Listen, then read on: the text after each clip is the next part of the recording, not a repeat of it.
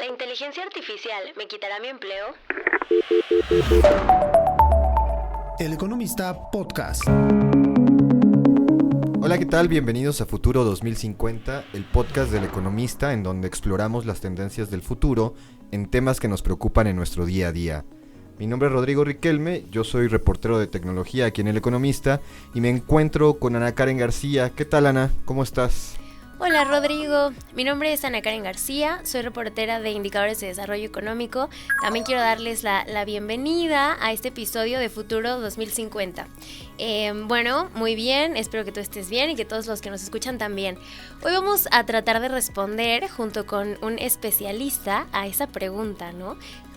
¿La inteligencia artificial nos quitará nuestro empleo? Por lo pronto, en este momento, las más cercanas que me parece que podrían estar amenazadas, pues son las de diseño, por ejemplo, ¿no? Que ya con el uso de la inteligencia artificial podemos crear imágenes que tal vez en algún momento teníamos que recurrir a un diseñador gráfico, ¿no? Todavía tiene sus detalles, pero parece que en los próximos años va a ir mejorando y podría ir desfasando, digamos, o limitando la posibilidad de empleo para estas personas. Otra muy clara que ya se veía un poco amenazada hace poco es el de los traductores, por ejemplo, ¿no?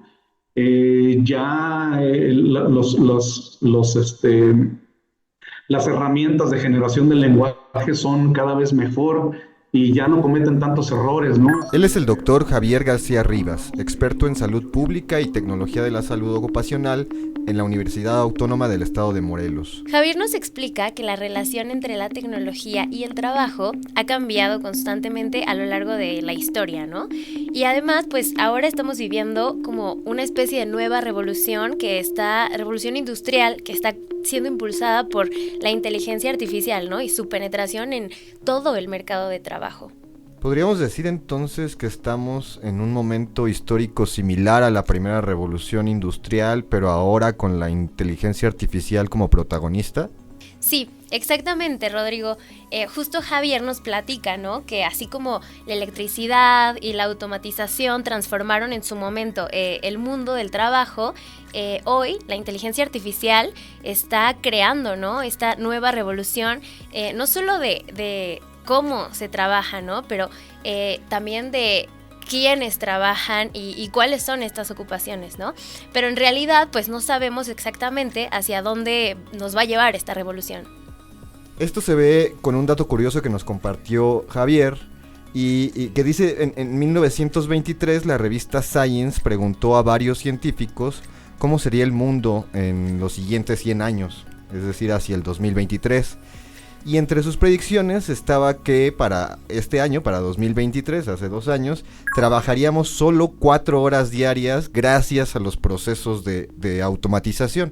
Y justo, ¿no? Es como una gran prueba que de repente solo se proyectan cosas y tal vez no terminan siendo así, ¿no? Justo hoy sabemos, porque todos lo vivimos, no estamos trabajando jornadas de 4 horas, de hecho, seguimos con jornadas de al menos 8 horas y obviamente difieren entre países, ¿no? Pero además, estas 8 horas tampoco están contando los tiempos de traslado y otras tareas, ¿no? Que están relacionadas con el trabajo fuera de los horarios.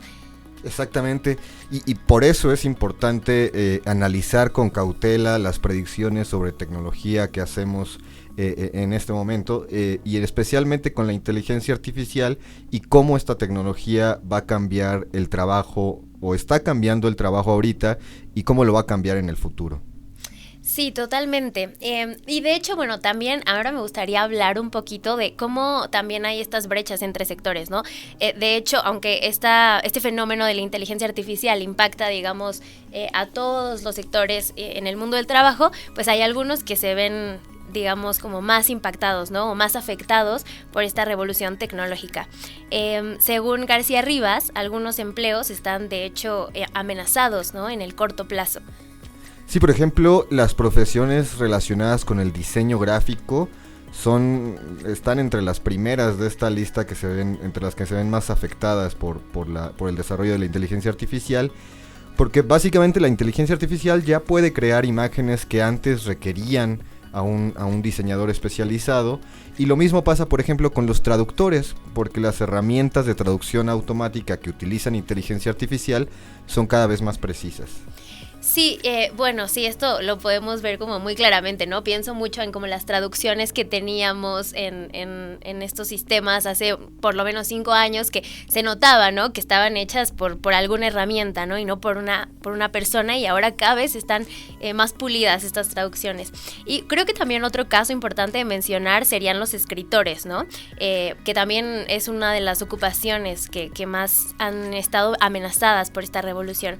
Justo el doctor García Rivas señaló el caso reciente de la huelga de guionistas en Hollywood, donde justo uno de los puntos de negociación era la protección contra el uso de la inteligencia artificial para la generación de contenido, ¿no? Porque queda como volando todas estas personas que se ocupan en ello.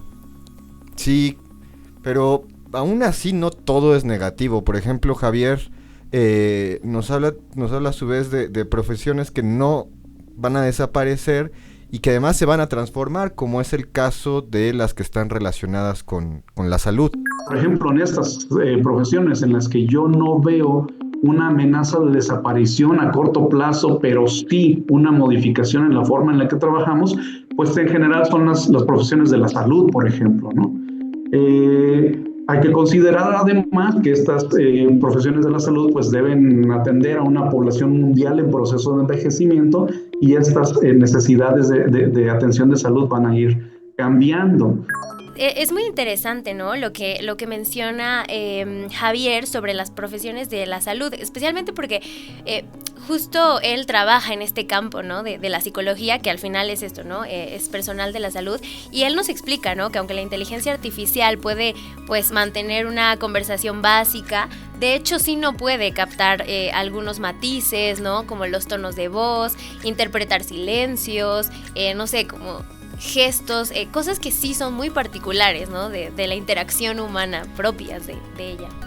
Sí, y también pasa, por ejemplo, en el caso de las profesiones jurídicas, en el derecho, donde la interpretación y la aplicación de leyes requiere un nivel de juicio que la inteligencia artificial aún no tiene, ¿no? Sí, y, o sea, en este sentido, haciendo de los balances, ¿no? De lo que sí y lo que no puede hacer todavía la inteligencia artificial y lo que podrá, ¿no? En el futuro. Yo creo que una pregunta importante sería si la inteligencia artificial va a crear más empleos de los que destruye, ¿no? Sí, justo Javier considera que estaremos en un proceso, o estamos entrando en un proceso de ensayo y error en los próximos años acerca de la inteligencia artificial, y mencionó lo que llama la falacia del portero, para poner un ejemplo. Y es que es justamente un ejemplo interesante de cómo la automatización a veces elimina empleos que en realidad eran más valiosos de lo que pensábamos. Sí, justo ahí me gustaría detenernos, ¿no? Como para explicar un poquito de qué va esta falacia del portero, ¿no? Que es este fenómeno de cuando los hoteles y otros recintos empezaron a eliminar a los porteros, ¿no? Y reemplazarlos con estas puertas automáticas que se abren y cierran, ¿no? Como con sensores, para ahorrar los costos que representaba, ¿no? Tener a una persona trabajando ahí. Pero justo lo que no se consideró fue que los porteros cumplían múltiples funciones, además de abrir y cerrar la puerta, ¿no? De recibir a la gente. No solo hay cosas que esta automatización no puede hacer, como saludar, dar la bienvenida, dar los buenos días, pero incluso también tareas, digamos, hasta de seguridad, ¿no? Es como un primer filtro de quiénes entran, de a qué vienes, ¿sabes? Es hasta un filtro de seguridad, ¿no? Entonces, al final los porteros eran mucho más que solo el abrir y cerrar la puerta, ¿no? Entonces, esto creo que es importante porque justo ejemplifica, ¿no? Cómo esta ocupación se automatizó y en realidad tal vez no fue la decisión más inteligente. Sí, y otro ejemplo de este fenómeno de la falacia del portero es el que pasa con las cajas de autocobro en los supermercados, ¿no? Que se volvieron muy populares ahora a partir de la pandemia. Javier menciona, por ejemplo, que en Reino Unido ya están retirando muchas de estas cajas automáticas porque resultan en realidad menos eficientes que tener a cajeros, a personas, a seres humanos como cajeros, ¿no?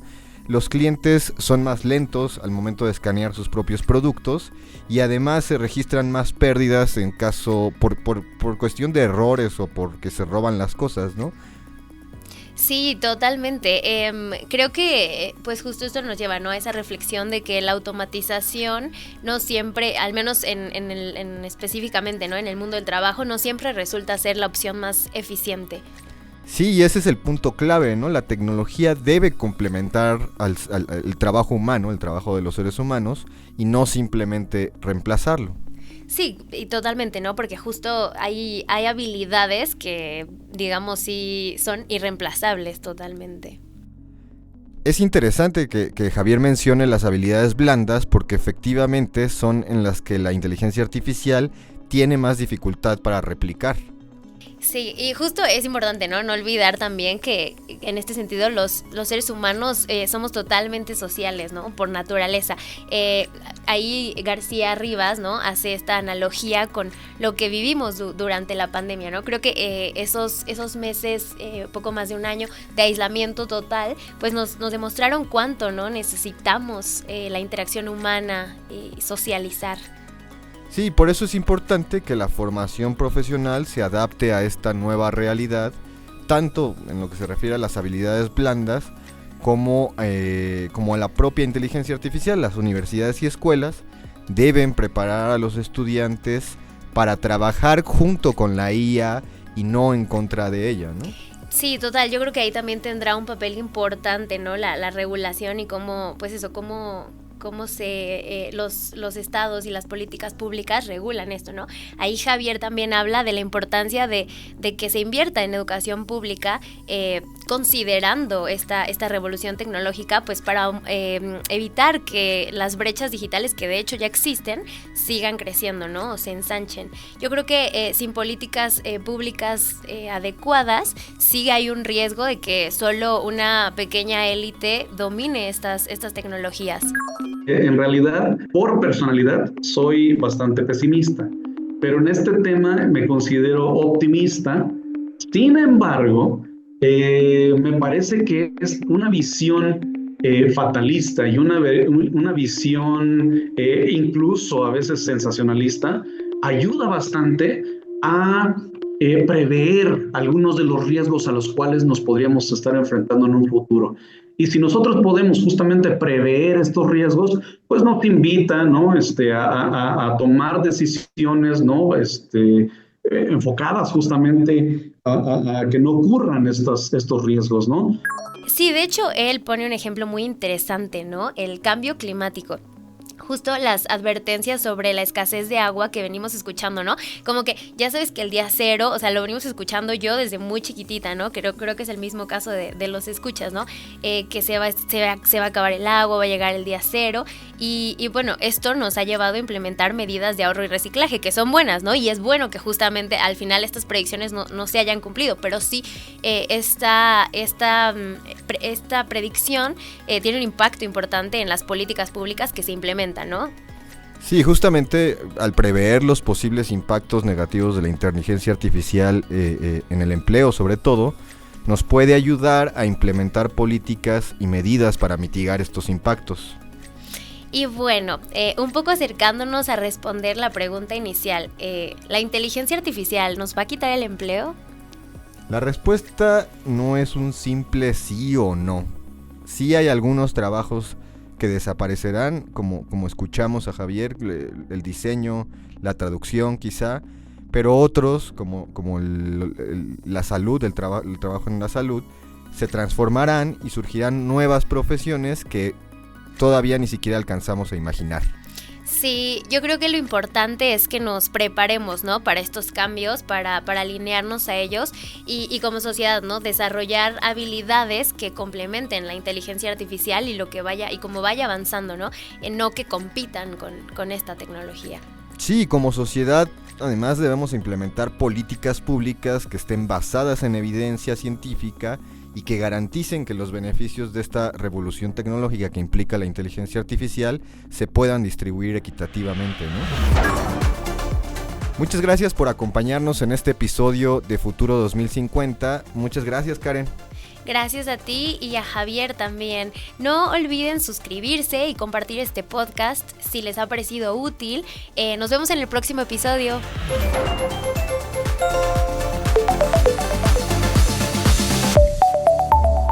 El Economista Podcast. Si este episodio te pareció interesante, entretenido o informativo, no olvides calificarnos con 5 estrellas en tu aplicación móvil de Spotify.